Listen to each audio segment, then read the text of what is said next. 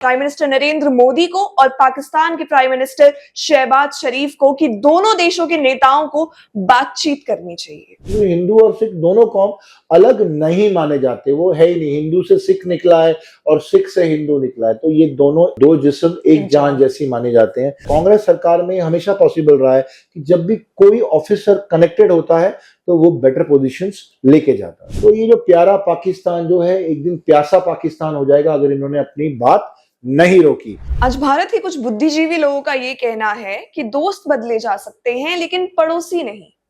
बात सुनने में तो सही लगती है, लेकिन उन्हीं बुद्धिजीवी लोगों ने एक ओपन लेटर लिखा प्राइम मिनिस्टर नरेंद्र मोदी को और पाकिस्तान के प्राइम मिनिस्टर शहबाज शरीफ को कि दोनों देशों के नेताओं को बातचीत करनी चाहिए। अब जब ये स्टेटमेंट कोई आम जनता सुनती है तो उसके मन में कुछ बड़े और अहम सवाल खड़े होते हैं। सबसे पहला, कौन है ये बुद्धिजीवी लोग?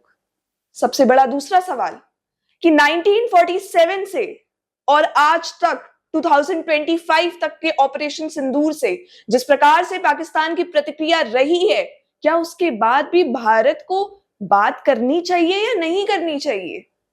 और तीसरा सबसे बड़ा सवाल कि क्या निष्कर्ष निकलेगा अगर ये बातचीत होती भी है तो? ऐसे बड़े सवालों के साथ आज हम इस कार्यक्रम के साथ आपके साथ मौजूद हैं। नमस्कार दोस्तों, मैं हूं आपके साथ सिमरन राठौर और मेरे साथ मौजूद हैं हरिशरण देवगन जी। सर एक सोशल एक्टिविस्ट हैं और गरीब किसानों की मदद करते हैं। सर आपका स्वागत है। सर मेरा सबसे पहला आपसे बड़ा सवाल ये है कि जब ये स्टेटमेंट आई तो लोगों के मन में एक सवाल उठा कि कौन है ये लोग? क्या ये लोग आम लोग हैं या फिर कोई बड़े पॉलिटिकल फिगर्स हैं, मतलब कोई बड़े महत्वपूर्ण लोग हैं?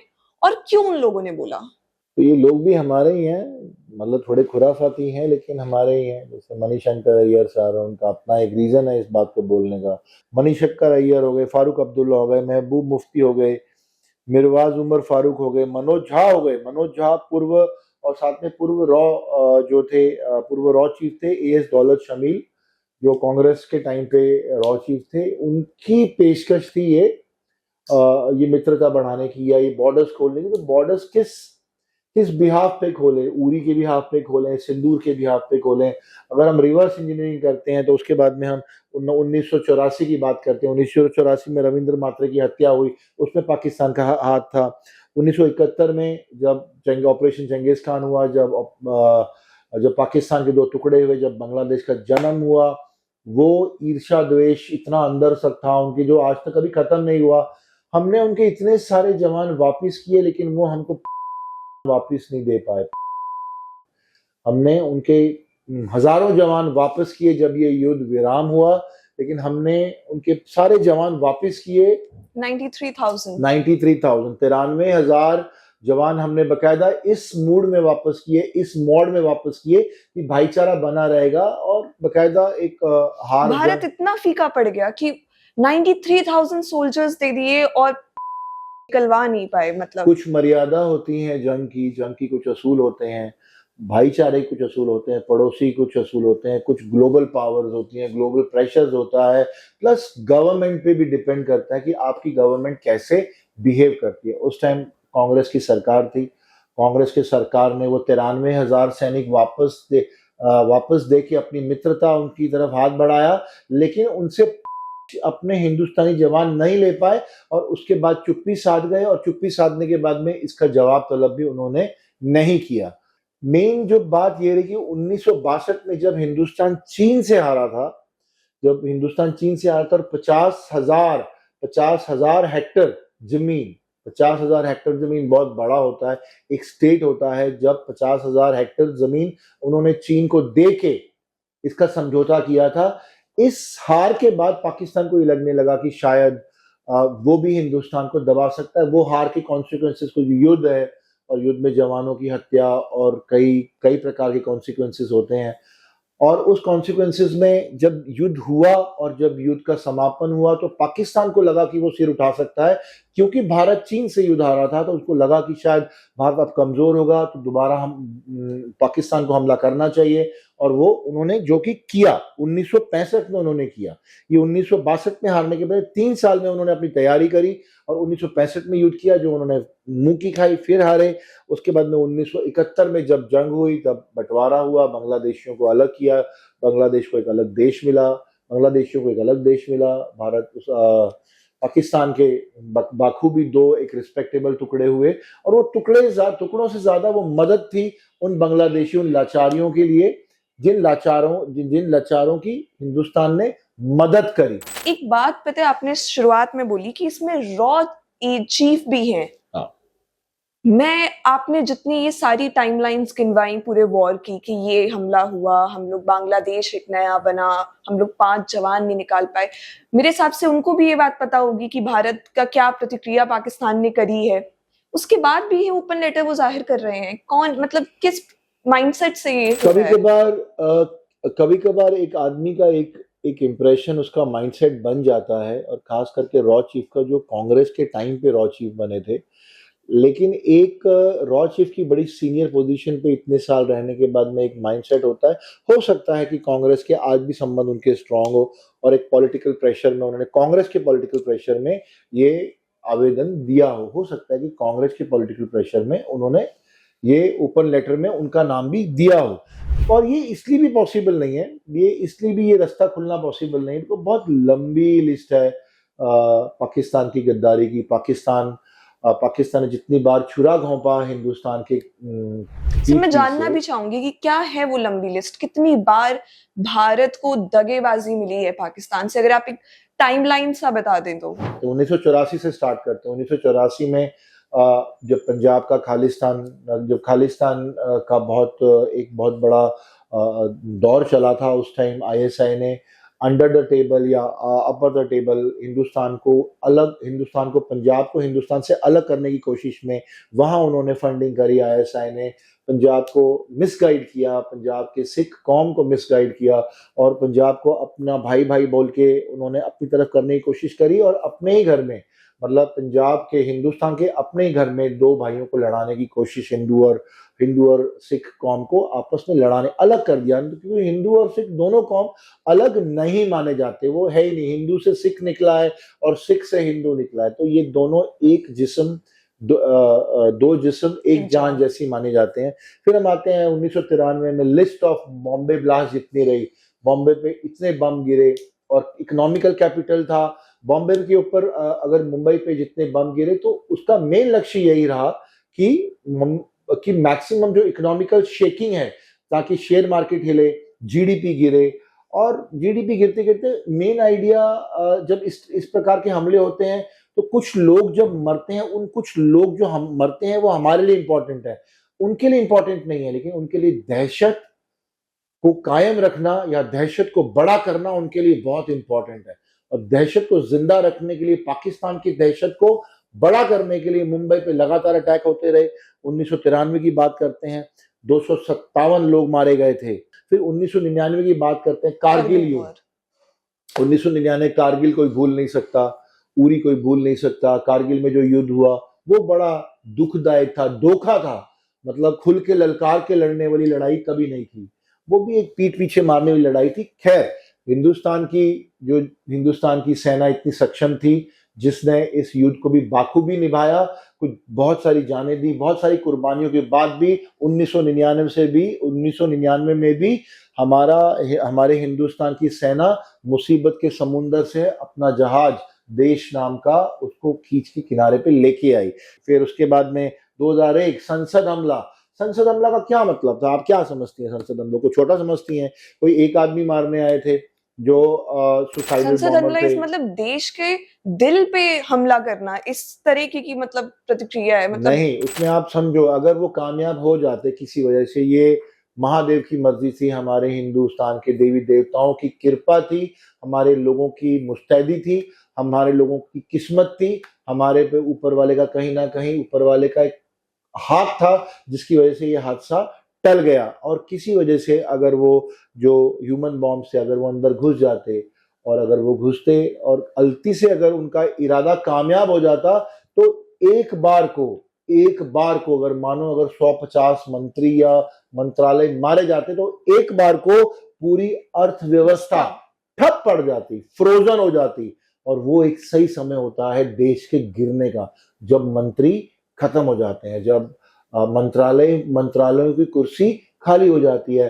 और मंत्रालय और मंत्री पद और राजनीति, देश चलाने के लिए बहुत समय चाहिए होता है। उस देश की कुर्सी में समाने के लिए सिर्फ बैठना काफी नहीं होता। वो देश के अगर दिल, कोई जान, बैकबोन सब होते हैं, और अगर उसी पे ही उनका हमला था। कोई उतरता है तो नया जब भी उस कुर्सी पे बैठता है, उस नए पदभार को संभालने के लिए उसको भी 15 दिन से 2 महीने का समय लगता है। अगर वो कामयाब हो जाते, संसद का जो हमला था, आप क्या समझती हैं, हमारा देश कम से कम 25 साल पीछे, 30 साल पीछे चला जाता, घुटनों के बल आ जाता अगर वो हादसा कामयाब होता। लेकिन वो कामयाब नहीं हुआ। शायद मुस्तैदी से ज्यादा ऊपर वाला ये चाहता ही नहीं था। ऊपर वाला हमारे देश के साथ था। कई प्रकार के जितने हमारे देश के, हिंदुस्तान के लोग थे, उनकी प्रार्थनाएं, मंदिरों में बजती हुई घंटी, गिरजाघरों में हुई हुई प्रार्थना, मस्जिदों में हुई हुई नमाज, या बाकी सारे देवी देव गुरुद्वारों में हुए हुए पाठ, ये सारे उस दिन काम आए जिस दिन ये हमला हुआ। इन सारे देवी देवताओं ने खड़े होकर हिंदुस्तान की लाज और उसकी ताकत और उसकी इज्जत बचाई। 2008 में 26/11 हुआ। 26 ठीक है, 26/11 2008 का एक खौफनाक दृश्य था कि 26/11 में लोग त्राहिमाम हो गए। लोगों ने टीवी में साक्षात पाकिस्तान का वो रूप देखा जो रूप आदमी देख के दहला जाता है। जिनके घरों में मृत्यु हुई, जिनके घरों में हत्या हुई, वो तो अलग, लेकिन जो टीवी में देख रहे थे, जो पूरा हिंदुस्तान देख रहा था, वो थर थर कांप रहा था। लोगों की आंखों से आंसू रुक नहीं रहे थे। 26/11 एक वो हादसा है जो आज भी लोग मोमबत्ती लेके रास्ते पे निकल जाते हैं और प्रार्थना करते हैं 26/11 के लोगों के लिए। फिर हम आते हैं ऑलमोस्ट 2016 में, हम आते हैं उरी का हमला। 2016 में जो उरी का हमला हुआ, उसमें भी कई सेनाएं मारी गई। वो आपने पूछा कि कब कब पाकिस्तान, पहलगाम हमला हुआ, उसमें 26 यात्रियों को जान से मार दिया। कितना बड़ा सैड मूवमेंट है।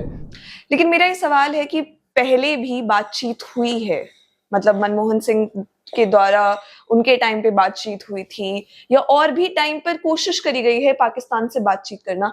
इसमें मतलब मेरा जो प्रश्न है वो ये है कि जब आपका जो पड़ोसी राज्य होता है, अगर वो इस तरीके का पूरा एक टेररिस्ट का एक ग्रुप है जहां पे वो रहता है, पूरा पनपता है, पलता है और फिर भारत पे हमला करता है, उसको रोकने के लिए क्या करना चाहिए? बातचीत अगर जरिया नहीं है तो क्या जरिया है? तो बातचीत में भी मैं आपको थोड़ी क्लैरिटी इस मामले में कर देता हूँ। ऐसा नहीं है कि हिंदुस्तान ने इतने जख्म और इतने धोखे खाने के बाद भी हिंदुस्तान ने बातचीत नहीं की होगी। हिंदुस्तान ने बातचीत की है, उसकी भी एक लिस्ट है। अगर उसकी भी आप लिस्ट को बहुत ध्यान से समझते हैं, 1950 में नेहरू और नेहरू लियाकत का पैच वर्क हुआ था, मतलब पैच कन्वर्सेशन हुआ था, वो भी कामयाब नहीं हुआ। उसके बाद भी धोखा मिला। फिर हम बात करते हैं 1993 की, जहां पे नेहरू का सीमा के व्यापार पे आवागमन स्टार्ट किया। सीमा के व्यापार के आवागमन का मतलब समझती हैं आप? उनको सपोर्ट करना। आज भी वहां पे जो पान है, जो खाने वाला पान है, वो आज भी हिंदुस्तान से जाता है। जो रुई है वो आज भी हिंदुस्तान से पाकिस्तान जाती है। ये व्यापार जो हमेशा उनको सपोर्ट करने में लगा, लेकिन वो व्यापार बंद हुआ जो जवाहरलाल नेहरू ने एक कोशिश करी थी। अगर हम इनके बारे में ही जाने तो इनकी क्या हिस्ट्री रही है? ये बड़े सक्रिय रहे हैं। आई थिंक पहले इन्होंने अपनी सारी फोर्सेस की स्टडीज करी हैं, उसके बाद में एक ब्यूरोक्रेसी का एक प्रॉपर और काफी मेजर मंत्रालयों में इन्होंने सर्व किया है। उनके पास काफी एक्सपीरियंस थे, लेकिन मोर देन एक्सपीरियंस ये शायद ज्यादा कनेक्टेड थे। और बिकॉज लॉबिंग होती है और कनेक्शन होता है तो उसमें पद मिलना जायज है। कांग्रेस सरकार में हमेशा पॉसिबल रहा है कि जब भी कोई ऑफिसर कनेक्टेड होता है तो वो बेटर पोजीशंस लेके जाता है। जी सर, अब अंत में मेरा बस आपसे एक ही सवाल है। मतलब ये जब सारे युद्ध की आप बात करते हैं, पूरी आपने टाइमलाइन गिनवाई, और बात सही भी है कि एक बार नहीं, पता नहीं कितनी बार पाकिस्तान ने पीछे से हमें चाकू घुसा है। पर क्या इसका एंड रिजल्ट क्या है? कब तक भारत ये सहेगा? भारत को क्या करना चाहिए? क्या उसकी प्रतिक्रिया होनी चाहिए कि पाकिस्तान का अब ये दोगलापन खत्म हो और ये टेररिज्म अब खत्म हो?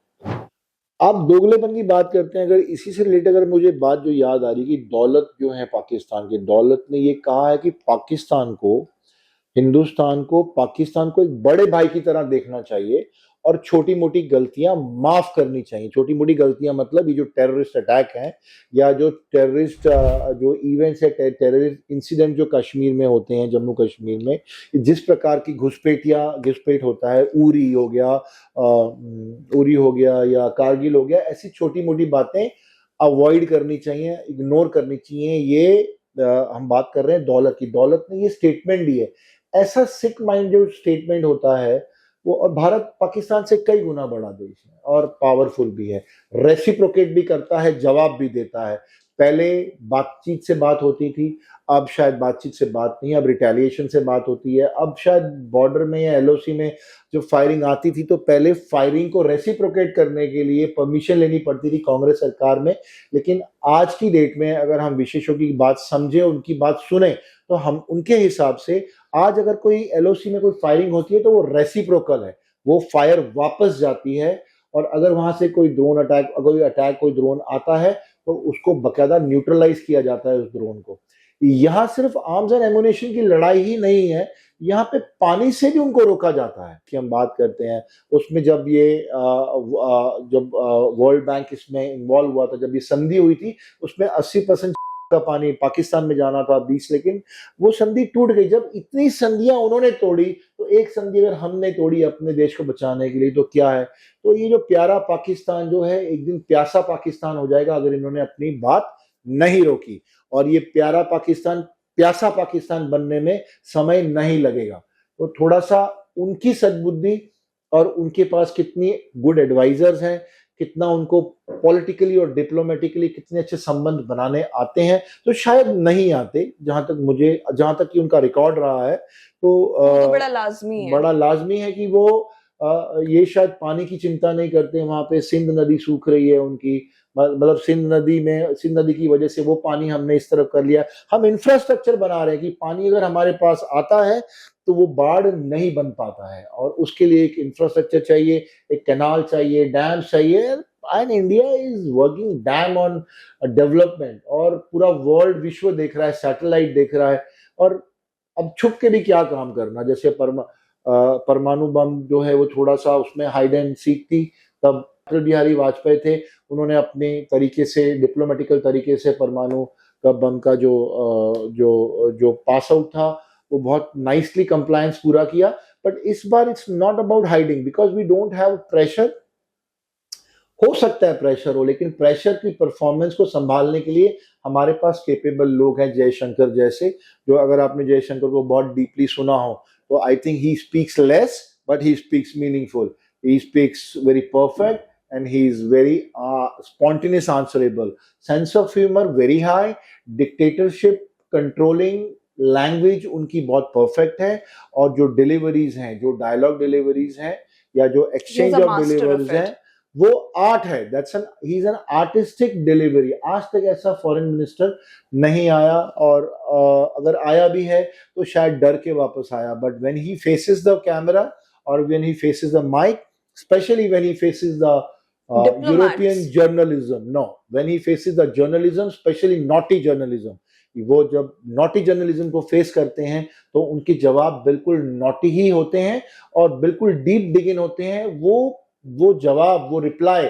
जर्नलिस्ट को भी प्रोसेस करने में शायद 50 सेकंड लगते होंगे। तो इस टाइप का फॉरेन एक्सटर्नल अफेयर मिनिस्टर हमारे पास है। तो I think her positioning, placement, international interface, structuring बहुत एप्ट और परफेक्ट है। इसके ऊपर जाने की जरूरत शायद हमको नहीं है। तो इस बार हम जवाब सिर्फ हथियारों से नहीं, हम पानी रोक के भी जवाब दे रहे हैं। तो ये आज का हिंदुस्तान है। आज का हिंदुस्तान नहीं रुकेगा, भले पानी रोकना पड़े या कुछ और रोकना पड़े। सर, आपका अंत में क्या उन लोगों के लिए जो ये बुद्धिजीवी लोग हैं, उनके लिए आपका क्या एंड में मैसेज है, जिन लोगों ने बात कही है? वो बहुत ज्यादा बुद्धिजीवी हैं, and excess of everything is bad. जब बुद्धि भी बहुत ज्यादा हो जाती है तो वो तकलीफ देती है। तो मुझे ऐसा लगता है कि उनको अपनी बुद्धि की सीमाएं रोकनी चाहिए, उनको अपनी सीमाएं और अपनी लिमिट्स जाननी चाहिए, उनको देश की इमोशंस की जरूरत जाननी चाहिए, देश की जरूरत के हिसाब से उनको अपनी बुद्धि को इस्तेमाल करना चाहिए। यही मेरी सलाह है। Excess of everything is bad, ऐसे बुद्धि भी ज्यादा चलाना थोड़ा तंग करती है। So I think they should calm down बात तो सही and है look आपकी। and look to the forum and in the establishment of the country, in the development of the country, not in this kind of interface कि हमें बात करनी, क्या करना है हमने वहां जाके, और क्या उन्होंने भी क्या करना है। जिनके रिश्तेदार हिंदुस्तान में हैं उनके रिश्तेदार ज्यादा खुश हैं, और जो जिनके रिश्तेदार, जिसके हिंदुस्तानी लोगों के रिश्तेदार जो पाकिस्तान में हैं वो ज्यादा दुखी हैं। पाकिस्तान में जो वहां के रहने वाले हिंदू, जब बंटवारा हुआ तो जो हिंदू वहां रहे उनको काट काट के ट्रेनें भर भर के भेजा। हिंदुस्तान ने तो कोई ट्रेन भर के नहीं भेजी। उन लोगों का धर्म परिवर्तन किया जो हिंदू थे, जैनी थे, सिंध थे, उनका धर्म परिवर्तन किया, उनको हिंदुओं से मांस खिला के उनको मुसलमान बनाया। क्या हिंदुस्तान में किसी मुसलमान को जनेऊ पहना के हिंदू बनाया? नहीं बनाया।